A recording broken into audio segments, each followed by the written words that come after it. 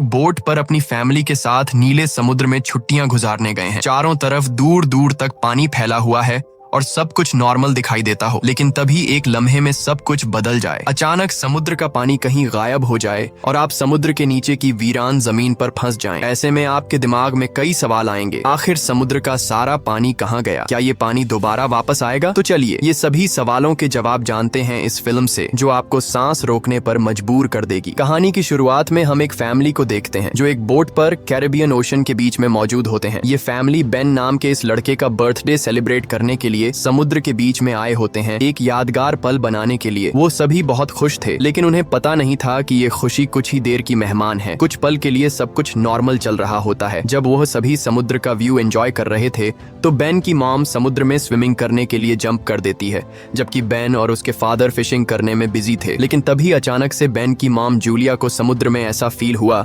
जैसे कोई बड़ी सी चीज उसके आसपास चक्कर लगा रही हो। जब वह यहाँ वहां देखती है तो उसे कुछ भी नहीं दिखाई देता, लेकिन तभी अचानक से कोई उसे समुद्र के नीचे खींच लेता है और साथ ही उनके बोट पर जो इक्विपमेंट्स हैं वह तेजी से यहाँ वहां डायरेक्शन चेंज करने लग जाते हैं, जैसे कुछ बड़ा हो रहा हो। बेन और टॉम इस बदलते हालात को अच्छी तरह समझ नहीं पाते क्योंकि वह फिशिंग करने में बिजी होते हैं। वही जूलिया देखती है कि वह अपने बोट से कुछ ही सेकंड्स में काफी दूर आ गई है और वह डूब रही है। वह खुद को बचाते हुए टॉम को जोर जोर से आवाजें देने लगती है, लेकिन जूलिया बोट से काफी दूर होने की वजह से उस पर किसी का भी ध्यान नहीं जाता और यहाँ पर जूलिया को फील होता है कि समुद्र का पानी तेजी से पीछे की तरफ जा रहा है। जूलिया अपनी बेटी कैसी को आवाज देने लगती है, लेकिन कैसी हेडफोन लगाकर सनलाइट एंजॉय कर रही होती है। बेन, कैसी और टॉम को बिल्कुल भी नहीं पता होता कि जूलिया स्विमिंग करने समुद्र में उतरी है। जूलिया धीरे धीरे उनसे और दूर होती जा रही थी, लेकिन तभी खुशकिस्मती से टॉम को हल्की सी जूलिया की आवाज सुनाई देती है। वह जूलिया को देख लेता है और टॉम उसे बचाने के लिए फौरन पानी में जंप कर देता है। दूसरी तरफ बेन बोट का इंजन स्टार्ट करके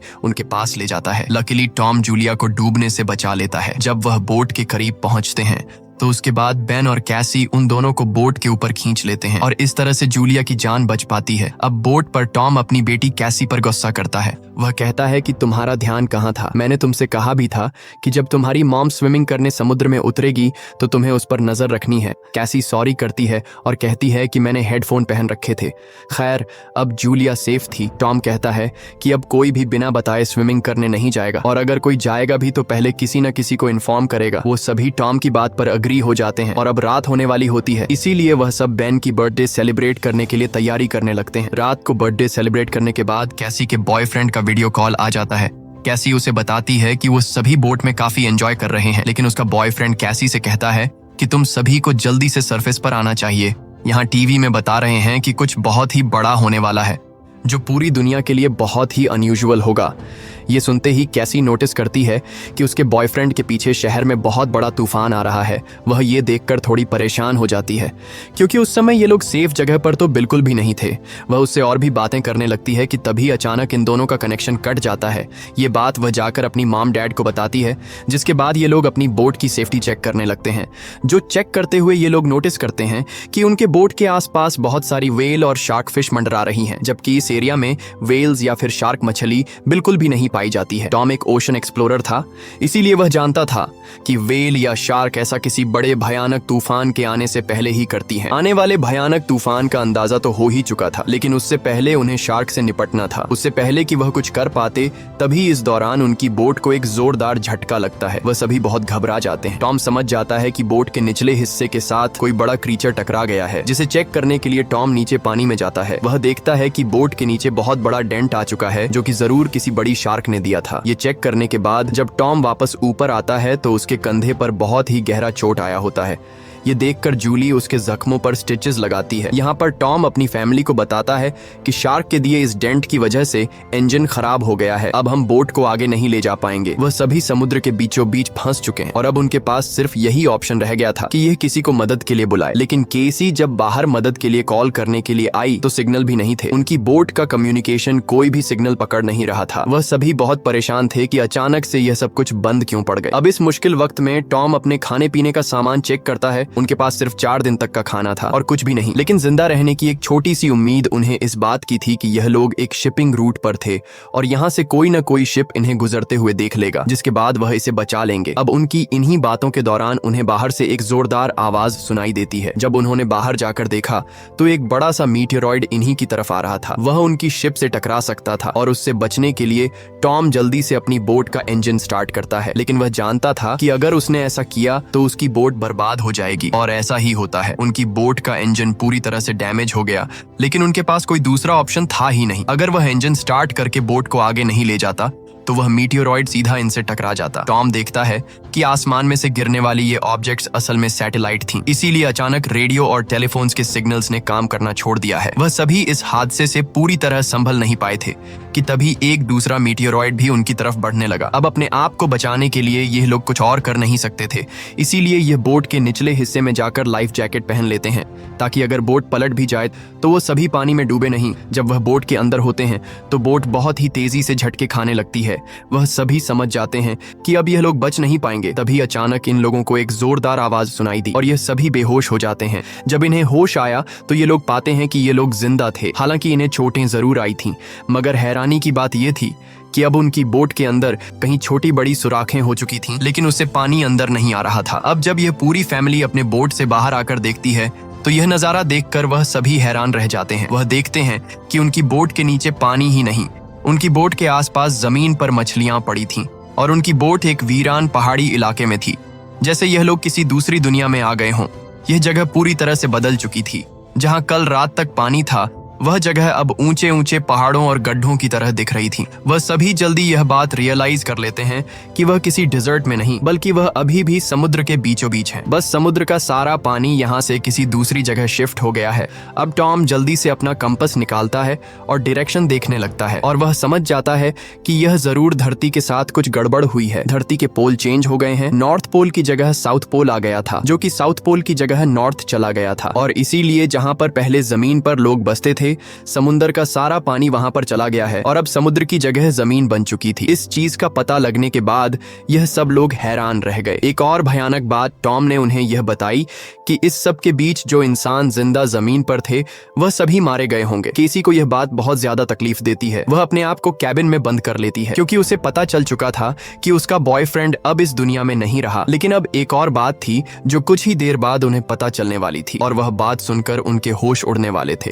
खैर अब जूली यहाँ पर बचे हुए खाने को इकट्ठा करने लगती है और बेन अपने बर्थडे के सारे बलून हवा में उड़ाता है ताकि अगर कोई जिंदा हो तो वो उनके पास आ जाए और वो सब मिलकर इस सिचुएशन का सामना करें। उसके बाद टॉम रेडियो के जरिए किसी से कांटेक्ट करने की कोशिश करता है। उम्मीद तो उसे ये थी कि सामने से कोई रिस्पॉन्स नहीं आएगा, लेकिन सरप्राइजिंगली उसे रिस्पॉन्स मिलता है। ये रिस्पॉन्स उसे एक कैप्टन ने दिया था जिसका नाम नाटो है और वो भी समुद्र के शिफ्ट होने की कहानी जानता था क्योंकि वह भी टॉम की फैमिली की तरह अपनी सबमरीन में था। टॉम कैप्टन से पूछता है कि अब इस सिचुएशन में हमें क्या करना चाहिए। यहाँ कैप्टन इन सभी को वह बात बताता है जिससे उनके पैरों तले जमीन खिसक जाती है। कैप्टन टॉम को बताते हैं कि अर्थ के जो पोल चेंज हुए हैं वे लगभग एक हफ्ते में फिर से अपनी जगह वापस आ जाएंगे, यानी एक हफ्ते बाद समुद्र वापस अपनी जगह पर आएगा और उस समय उसकी लहरें बहुत खतरनाक होंगी। इसलिए कैप्टन टॉम से कहता है मैं तो सबमरीन के जरिए सर्वाइव कर लूंगा, मगर तुम जल्दी से जल्दी अपने लिए कोई ऊंची सी जगह देखो और वहां चले जाओ क्योंकि वहां पर तुम्हारे बचने के चांसेस ज्यादा होंगे। ये बात सुनते ही जूली फौरन अपने बच्चों से पैकिंग करने के लिए कहती है। टॉम कैप्टन से कहता है कि आपकी सबमरीन के अंदर भी बचने के चांसेस ज्यादा हैं, तो क्या आप मेरे फैमिली को रख लेंगे? कैप्टन कहता है कि जरूर भाई, मैं ऐसा करना तो चाहता हूँ लेकिन मैं कर नहीं सकता क्योंकि मेरी सबमरीन के अंदर मेरा एक साथी मारा गया है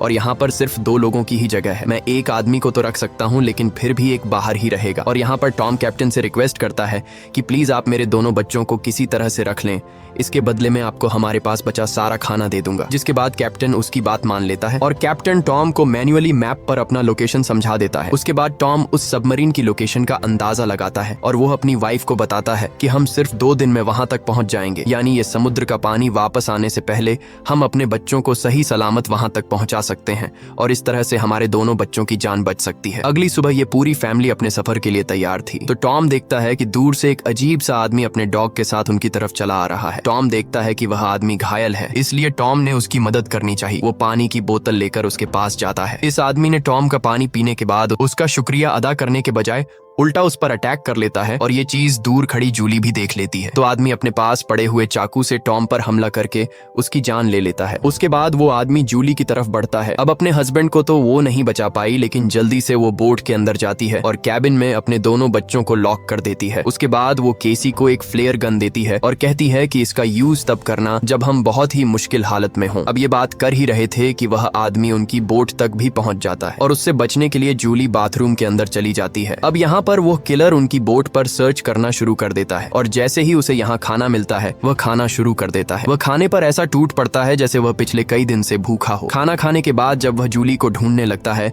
उसके बाद वह सीधा कैबिन की तरफ जाता है, लेकिन वहां जाकर उसे पता चलता है कि जहां से आवाज आ रही थी वहां कोई भी नहीं है। दरअसल जूली बोट में हुए छेद से निकलकर यहां से बाहर निकल चुकी थी, लेकिन उस आदमी का जो डॉग होता है वह जूली को देख लेता है और जूली पर भौंकने लग जाता है। अब मजबूरी में जूली को उस डॉग को चुप कराने के लिए उसे मारना पड़ता है और वह खुद बोट के नीचे छुप जाती है। हालांकि वैसे तो वह उस किलर को नहीं मिल पाती, लेकिन जब वह बाहर झांक कर अपने डॉग को मरा देखता है तो वह समझ जाता है कि जूली बोट से बाहर है। अब जैसे ही वह उसे पकड़ने के लिए बोट से नीचे उतरा तो जूली वापस बोट के ऊपर जाकर एक टूटे हुए शीशे को अपना रास्ता बनाते हुए फिर से बोट के अंदर आ जाती है। लेकिन थोड़ी देर में यहाँ पर जूली उस आदमी के हाथों पकड़ी जाती है। वह उसे उसके बालों से पकड़ के उसे मारने लग जाता है। वह जूली का गला दबाने लगता है। अब वह किसी तरह से खुद को बचाने के लिए उस किलर से लड़ने लगती है। कैसी जो ये सब केबिन से देख रही थी, उसे याद आता है कि ये फ्लेयर गन यूज करने का अच्छा मौका है। वो फ्लेयर गन चला देती है जिससे आदमी दूर जा गिरता है, लेकिन उसे ज्यादा कुछ नहीं होता, बस उन्हें भागने का मौका मिल जाता है और बोट में आग भी लग जाती है। अब जूली जल्दी से अपने दोनों बच्चों को बचाने के लिए उस बोट से बाहर निकल जाती है। बोट से निकलते वक्त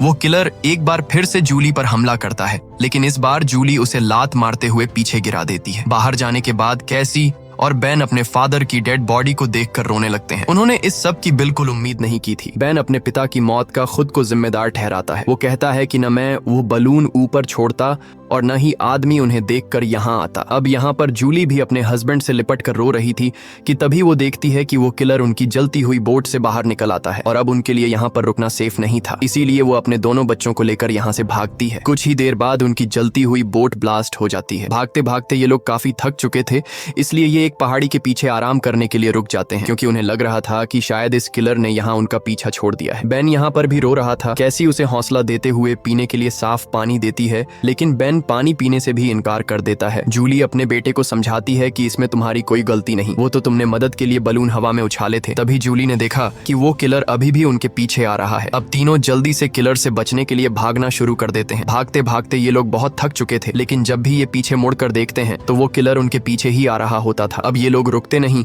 लगातार भागते रहते हैं और एक ऐसी जगह पहुंच जाते हैं जहां पर जहरीला पानी मौजूद था। यहां से जाते वक्त उन्हें कुछ भी हो सकता था, लेकिन जूली अपने बच्चों को यहीं से गुजरने का हुक्म देती है। जहरीले एसिड से गुजरने के बाद उनकी हालत काफी खराब हो गई थी और जूली को एहसास हुआ कि बेन डिहाइड्रेट हो चुका है। उनके पास पानी की कुछ आखिरी बूंदें थीं जो उन्होंने बेन को दी, लेकिन इतने थोड़े पानी से उसकी प्यास नहीं बुझी। अब यहाँ पर कैसी हिम्मत हार चुकी थी। वो कहती है, हम सब जिस तरफ बढ़ रहे हैं शायद वहाँ पर सबमरीन होगी भी या नहीं, लेकिन जूली उसे डांटती है कि चुप करो और जो मैं कह रही हूँ वैसा ही करो। हम लोग आगे बढ़ेंगे और मुझे पता है कि मैं तुम्हें बचा लूंगी। जूली के कहने पर वो लोग फिर से चलना शुरू करते हैं और आगे बढ़ने पर उन्हें एक प्लेन दिखाई देता है जो सालों पहले तबाह होकर समुद्र में गिर गया होगा। ये लोग प्लेन के अंदर छिप जाते हैं और जूली एक आखिरी बार अपनी फैमिली फोटो देखती है जो उन्होंने कल रात ली थी। उस फोटो को देखकर सभी लोग टॉम को याद करते हैं। इन तीनों को यकीन नहीं हो रहा था कि एक ही दिन में उनके साथ क्या से क्या नहीं हुआ। अब रात काफी हो चुकी थी और ये लोग थक भी चुके थे। कैसी और बेन सो चुके थे। तभी किसी की आवाज से केसी की आंख खुल जाती है। वो बाहर देखने आती है तो देखती है कि वही किलर उनके पीछे आ रहा है। अब इन तीनों को इस किलर से हर हाल में जान छुड़ानी थी, इसीलिए कैसी उसी जगह पर बैठकर सोने का नाटक करती है। किलर समझता है कि वो सो रही है और जैसे ही वो अटैक करने आता है जूली मौका पाकर पीछे से वार करती है। इस बार जूली बहुत गुस्से में थी। वो उस पर इतने हमले करती है कि उसकी जान ले लेती है। आखिरकार उनका ये खतरा टल जाता है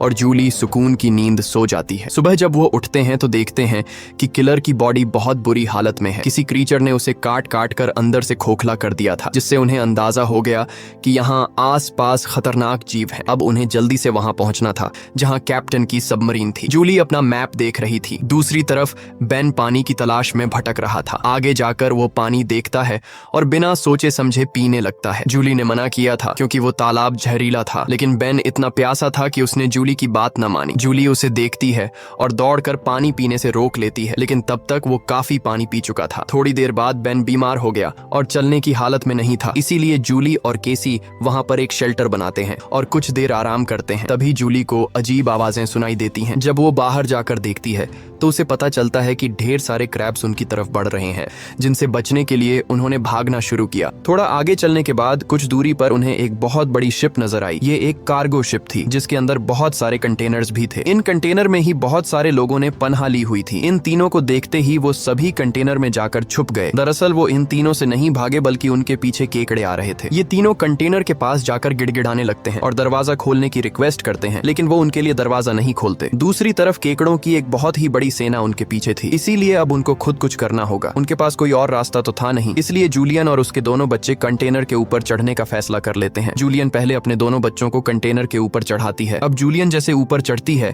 तो एक केकड़ा आकर उसे पैर पर काट लेता है, लेकिन वो जैसे तैसे करके उसे अपना पांव छुड़ाकर ऊपर चढ़ जाती है। अब जूलियन अपने जख्म को अपने स्कार्फ से बांध लेती है, जिसके बाद वो बेहोश हो जाती है। केसी और बेन देखते हैं कि वो केकड़े उस कंटेनर को काटते हुए उसके अंदर चले गए और उसके अंदर मौजूद लोगों पर इन केकड़ों ने हमला कर दिया। अब वो लोग अपने पास मौजूद हथियारों से उन केकड़ों को मारने की कोशिश तो करते हैं, लेकिन केकड़ों की तादाद बहुत ज्यादा थी। ये लोग उनके सामने नहीं टिक पाते और केकड़े कंटेनर के अंदर मौजूद सभी लोगों को मार देते हैं। अगली सुबह जूलियन को होश आया।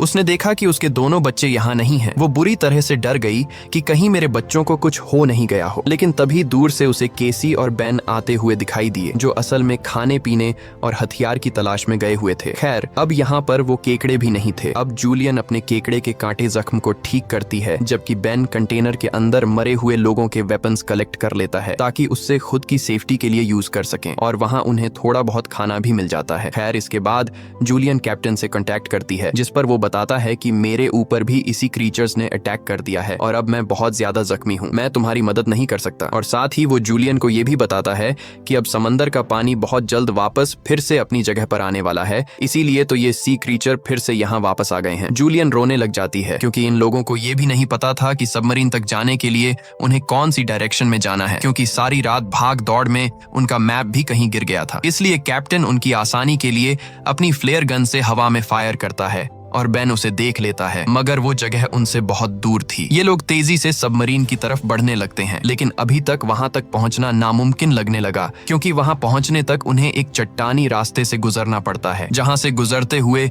उन्हें शायद फिर से उन केकड़ों का सामना करना पड़ सकता है, जिससे उनकी जान जा सकती थी। अब केसी को भी अपनी माँ पर तरस आने लगता है कि उनकी माँ का क्या होगा। कैप्टन तो हम तीनों में से मुझे और मेरे भाई को सबमरीन में रख लेगा, लेकिन जूलियन का क्या होगा, क्योंकि अब कुछ ही देर में पानी आने वाला है। जूलियन केसी से कहती है कि तुम्हें ये सब सोचने की जरूरत नहीं, जब हम सब मरीन तक पहुंच जाएंगे तो वहां डिसाइड करेंगे कि हमें क्या करना है, और कहती है कि चलो आगे बढ़ो। वहां से आगे बढ़ते हुए उनकी किस्मत उन्हें एक बार फिर से धोखा देती है। वहां पर लैंडस्लाइड होने लगती है, जहां जूलियन जो सबसे पीछे थी उसके आगे आकर एक बड़ा सा पत्थर गिर गया और वो वहीं पर फंस जाती है। अब केसी अपनी माँ के बिना आगे नहीं बढ़ना चाहती थी, लेकिन वो उसे कसम देती है कि तुम हर हाल में खुद को और अपने भाई को बचाओगी। अब इसीलिए केसी अपने भाई को लेकर आगे बढ़ने लगती है। जब वो लोग सबमरीन तक पहुंचते हैं तो उन्हें वहां पर कोई भी नहीं मिलता। ये दोनों जोर जोर से सबमरीन का दरवाजा खटखटाने लगते हैं, लेकिन तभी पीछे से कैप्टन आता है, जो बुरी तरह से जख्मी था। कैप्टन ने बताया कि देखो, सबमरीन में 3 लोग बैठ सकते हैं और मेरे बचने के चांस बहुत कम है, इसीलिए अगर मैं सबमरीन में बैठकर पानी से बचते हुए ऊपर सरफेस तक पहुंच भी जाता हूं, तब भी मैं नहीं बच पाऊंगा। ये बात सुनकर केसी जल्दी से वापस पीछे मुड़ गई और तेजी से जूलियन की तरफ आने लगी। वहां फिर से उन केकड़ों का सैलाब आने लगता है, जहां पर जूलियन अपनी गन से उन सबको शूट करने लगती है, लेकिन कुछ ही देर में उसकी बुलेट्स खत्म हो जाती हैं। अब इससे पहले कोई क्रीचर आकर उस पर हमला करता, केसी ऊपर से उसे हाथ देती है और आखिर उसकी मदद से जूली यहाँ से बाहर निकलने में कामयाब हो जाती है और यह लोग जल्दी से भागते हुए सबमरीन तक आ जाते हैं। अब यह लोग बिना ज्यादा वक्त गवाए सबमरीन के अंदर बैठ जाते हैं और वो भयानक केकड़े भी उनके पीछे आ जाते हैं, लेकिन तभी एक बहुत ही बड़ी भयानक समुद्री लहर उन्हें अपनी तरफ आती हुई दिखाई देती है, जो कई 100 मीटर ऊंची थी, दिखने में बहुत ही खतरनाक लग रही थी। वह तेजी से जोरदार तरीके से उनके सबमरीन से आकर टकराती है, जिससे यह लोग बेहोश हो जाते हैं। जूली को जब होश आया तो हैरानी की बात थी कि उनकी सबमरीन पानी में नहीं थी, बल्कि समुद्र की वह बड़ी लहर उनकी सबमरीन को बहाकर एक शहर में ले आई थी, जो कि पूरी तरह से तबाह तबाह हो चुका था, जिसे देखकर साफ समझ आ रहा था कि जमीन से अब इंसानों का सफाया हो चुका है। और बस यही सीन दिखाते हुए ये फिल्म खत्म हो जाती है। अगर वीडियो आपको अच्छी लगी हो तो हमारे चैनल को सब्सक्राइब और वीडियो को लाइक जरूर कीजिएगा। मिलते हैं अगली वीडियो में।